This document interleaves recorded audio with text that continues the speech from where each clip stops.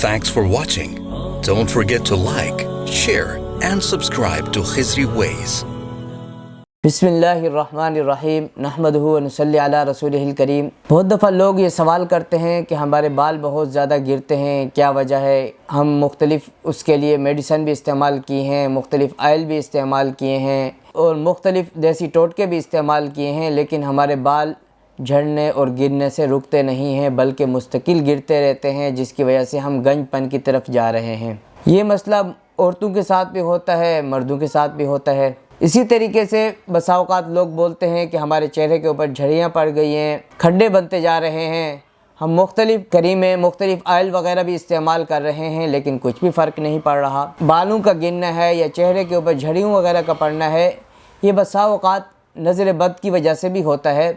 यानी जब इंसान को नज़र बद लगे या असरात वगैरह का मसला हो तो इंसान के चेहरे के ऊपर झड़ियाँ पड़ना भी शुरू हो जाती हैं और इस तरीके से इंसान के बाल गिरना भी शुरू हो जाते हैं।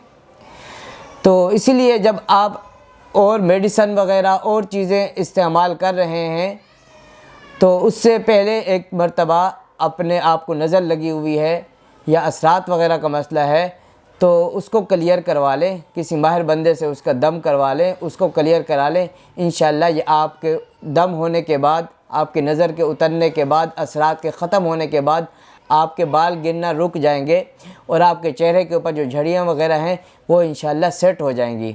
लेकिन यह है कि उमूमी तौर पर लोग मुख्तलिफ़ क्रीमें, मुख्तलिफ़ मेडिसन, इन चीज़ों की तरफ तो फोकस करते हैं, वो मुसलसल इस्तेमाल कर रहे होते हैं, एक नहीं तो दूसरी नहीं तो तीसरी, उनकी तवज्जो इस तरफ नहीं जाती आया ये कोई रूहानी मसला भी हो सकता है। तो इसीलिए हमने सोचा कि हम बता दें कि ये उमूमन अक्सर व बेशतर ये नज़र बद का मसला होता है, जिसकी वजह से इंसान के बाल मुसलसल गिर रहे होते हैं, मुसलसल झड़ रहे होते हैं, लेकिन अगर वो नज़र बद ख़त्म हो जाए बाल गिरना रुक जाते हैं। इसी तरीके से चेहरे के ऊपर झड़ियों वगैरह का मसला भी यही है कि जब वो नज़र बद या असरात वगैरह वो सेट हो जाए, चेहरे की झड़ियाँ ख़त्म होना शुरू हो जाती हैं। कोई रूहानी मसला होता है तो ज़ाहिर सी बात है उसकी वजह से कोई दूसरी चीज़, कोई आयल, कोई मेडिसन वगैरह असर नहीं करती। इसीलिए आप पहले वो अपना नज़र का या असरात वगैरह का वो मसला क्लियर करवाएं, किसी माहिर बंदे के पास जाके दम करवाएं, इलाज करवाएं। इंशाअल्लाह फिर आपको वो मेडिसन, वो आयल वगैरह सब चीज़ें फ़ायदा मंद साबित होंगी, वो आपको असर भी होगा उन चीज़ों का और आपको फ़ायदा भी देंगी। Thanks for watching. Don't forget to like, share and subscribe to Khizri Ways.